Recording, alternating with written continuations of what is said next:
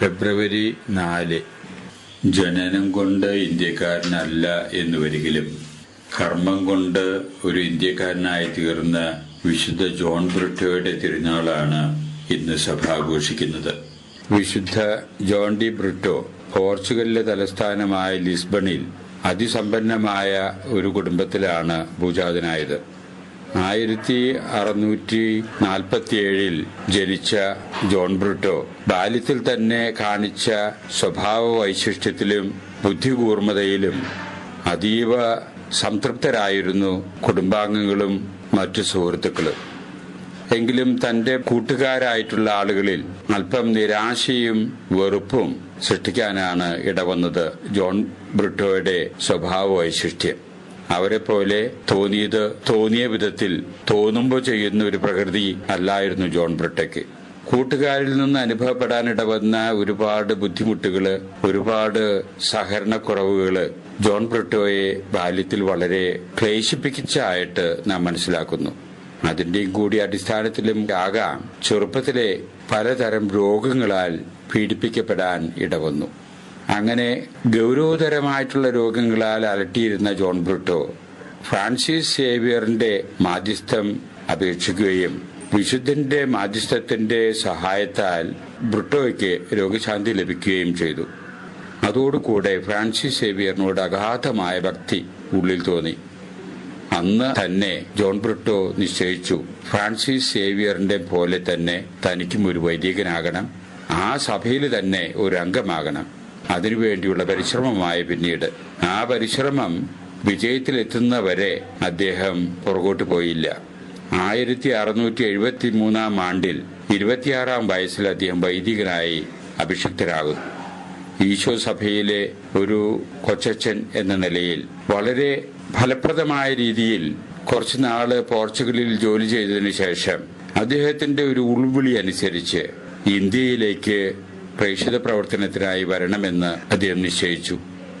Francis Xavier ഇന്ത്യയിലേക്ക് വന്നതുപോലെ തന്നെ എനിക്കും ഇന്ത്യയിൽ പോയി യേശുവിന്റെ സുവിശേഷം പ്രസംഗിക്കണം എന്നുള്ളതായിരുന്നു ജോൺ ബ്രിട്ടോയുടെ ഉള്ളിലുള്ള ആവേശം. ഇത് വീട്ടുകാരും ബന്ധുജനങ്ങളും അറിയാനിടവന്നതോടുകൂടെ സ്വാഭാവികമായിട്ട് അവരിൽ നിന്ന് ശക്തമായ എതിർപ്പുകൾ ജോൺ ബ്രിട്ടോയ്ക്ക് നേരിടേണ്ടി വന്നു. സഭാധികാരികൾ പോലും ഇതിലിടപെട്ട് ജോണിനെ അതിൽ നിന്ന് പിന്തിരിപ്പിക്കാൻ ശ്രമിച്ചുവെന്ന് നാം മനസ്സിലാക്കുന്നു.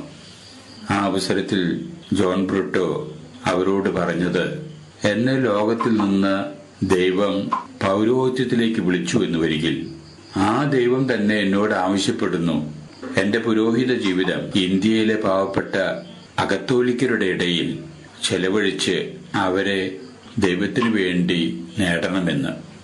ദൈവത്തിന്റെ ഈ ആഹ്വാനം ഞാൻ ചെവിക്കൊണ്ടില്ലെങ്കിൽ ദൈവിക നിയമത്തിന് ഞാൻ എതിരി നിൽക്കാൻ ഇടവരും. അതിന് ഞാൻ തയ്യാറില്ല.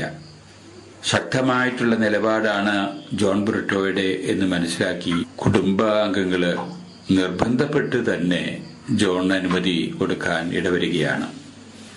അങ്ങനെ ജോൺ ഇന്ത്യയിലേക്ക് കടന്നു വരികയും തഞ്ചാവൂർ, മധുര, രാമേശ്വരം തുടങ്ങിയ സ്ഥലങ്ങളിൽ സുവിശേഷം പ്രസംഗിച്ച് അദ്ദേഹം ഹൈന്ദവരുടെ ഇടയിൽ ഒരു ബ്രാഹ്മണനെ പോലെയാണ് അദ്ദേഹം ജീവിക്കാൻ ഇടവന്നത്. അദ്ദേഹത്തിന്റെ പേര് അരുളാനന്ദ എന്നതാക്കി മാറ്റി.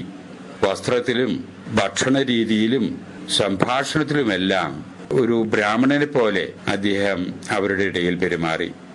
അത് അനേകരെ നേടുന്നതിന് ഉപകരിപ്പിച്ചു എന്നതുപോലെ തന്നെ പലരുടെയും ശത്രുതയ്ക്കും അത് വഴി തെളിയിച്ചു.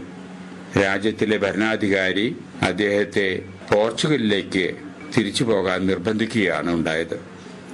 മറ്റു വഴികളില്ലാത്തതിന്റെ അടിസ്ഥാനത്തിൽ അദ്ദേഹം പോർച്ചുഗലിലേക്ക് പോകുകയും വീണ്ടും അവസരം കിട്ടിയപ്പോൾ ഇന്ത്യയിലേക്ക് വരികയും അങ്ങനെ അതിദാരുണമായ രീതിയിൽ തന്നെ അസൂയയുടെ ഫലമായിട്ട് രക്തസാക്ഷിത്വം വഹിക്കാൻ ഇടവരികയാണ് ഉണ്ടായത്.